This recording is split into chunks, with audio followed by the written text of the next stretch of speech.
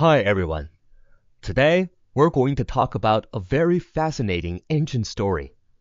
This story touches upon the karma of grief, but more importantly, it explores how we can actually shape our own future. First, let's imagine a scene, a cremation ground. The atmosphere heavy and solemn. A young man is looking at his father's body, completely broken, unable to bear the agony of his loss. He can only wail, crying out for his father over and over. His grief is so intense that he begins to lose his mind, wandering aimlessly in despair. But just at his darkest moment, an unexpected miracle occurs, one that completely transforms the rest of his life. Suddenly, a celestial being, a deva, appears before him. He is draped in magnificent heavenly robes and adorned with shimmering jewels. And who is this being? It is the very father he has been pining for. It turns out that after his father passed away, he was reborn in the Trayastrincha heaven, the heaven of the 33. How did he do it? The father said to his son, "While I was alive, I did three crucial things. I had unwavering faith in the triple gem, Buddha, Dharma, and Sangha, and took sincere refuge. I strictly observed the precepts of a lay person. Most importantly, I personally went to listen to the Buddha's teachings." Hearing this, the knot in the son's heart untied instantly. He rushed to find the Buddha. And not only did he attain the first stage of enlightenment, Sotapanna, immediately, but he also requested to be ordained as a monk. Under the Buddha's guidance, he practiced with great diligence, eventually severed all afflictions, and attained the stage of an arahant. Wow! This whole process sounds incredibly fast and smooth, doesn't it? Now, let's look deeper. Why did a few simple words from a father hold such immense power? What kind of universal law was at work here? It brings up a very practical question. If every parent used the same method to teach their child, would they get the exact same result?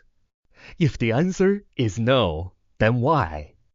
The key lies in understanding the difference between cause, hetu, and condition, pratyaya. The cause is like a seed. It is the potential already within you, planted by your past actions.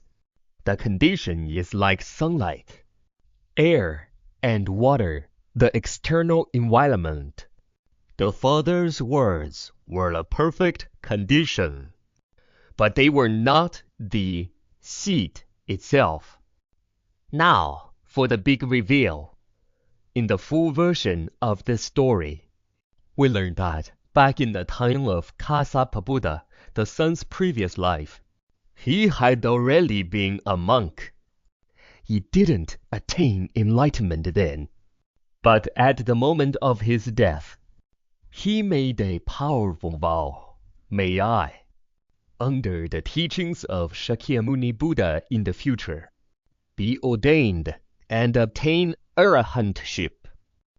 That vow was the super powerful seed he planted. In his current life, his father's guidance acted like the perfect sunlight and rain, allowing that long-dormant seed to finally bloom and bear fruit. So, what does this ancient wisdom have to do with our lives today? Many of us might think, how come my kids aren't that obedient? Why does the guidance I give them seem useless? This question gets to the core of the issue.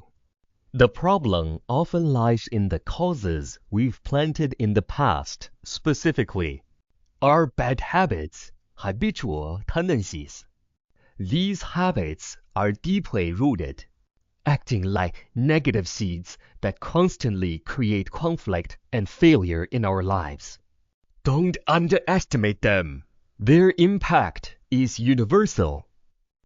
They can ruin your relationship with your partner, cause friction with colleagues and bosses, drive friends away, and make the bond with your children incredibly tense.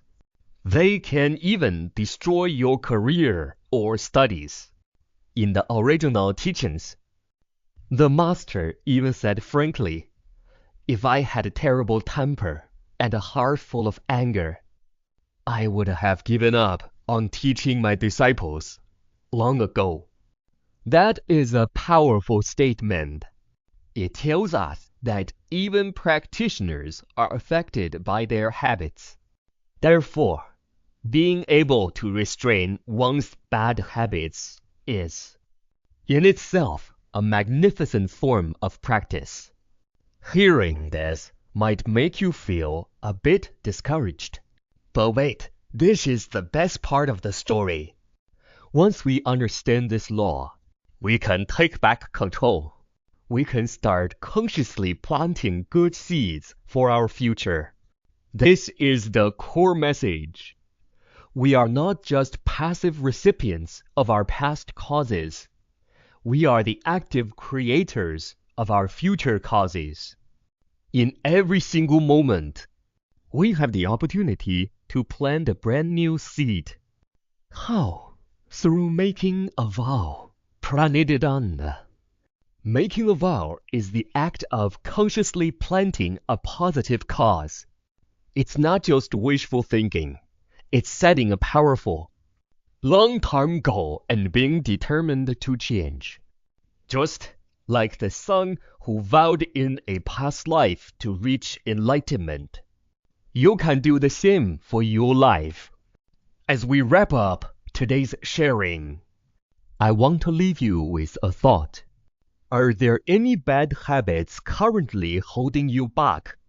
And more importantly, starting today, what kind of good seeds do you plan to plant for your future?